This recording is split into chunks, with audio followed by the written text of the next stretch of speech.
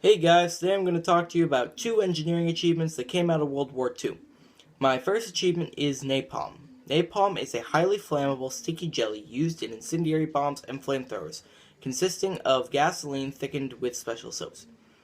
Napalm was invented during World War II by a man named Julius Fischer for an army tactic called Project X-Ray, which involved attaching miniature napalm time bombs to bats and dropping them over buildings where they would blow up and burn all the people below. Julius was a Harvard organic chemist who was asked to create lots of napalm for Project X-Ray. Napalm was also used in the war with flamethrowers. Even though they only used a 6% mixture of napalm, they were still very deadly.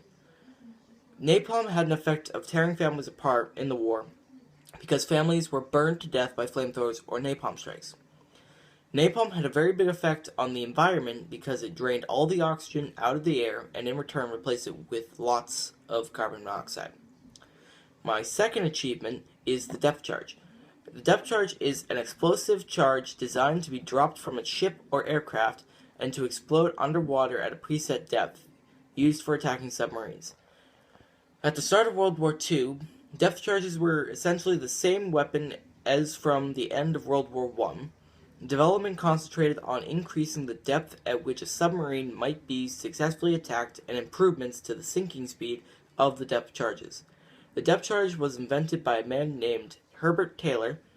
The impact of the depth charge on the war was that it was helpful for getting an aerial advantage against the naval submarines of foes during World War I.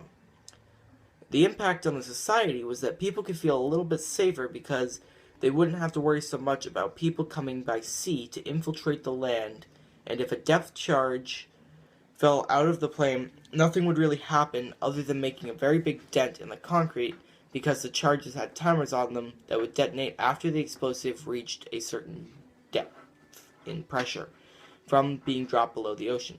Depth charges would only cause harm to anything that happens to be near in the ocean, and when it goes off, in massive amounts of bombing raids, they would probably make an impact on the marine life in the ocean, but that is the only place the depth charge would be a problem other than some air pollution from the manufacturing of the bomb.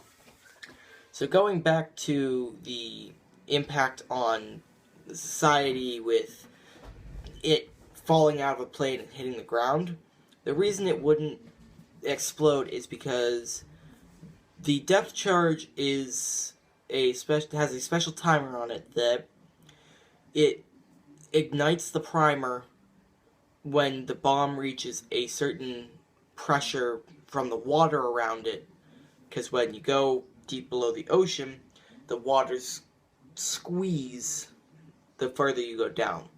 So with that in the mind, once it reaches that pressure, that preset pressure, that's when the ignition would spark and blow it up.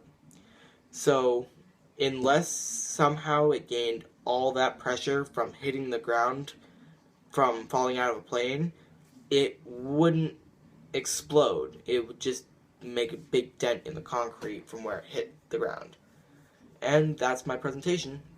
See you all next time.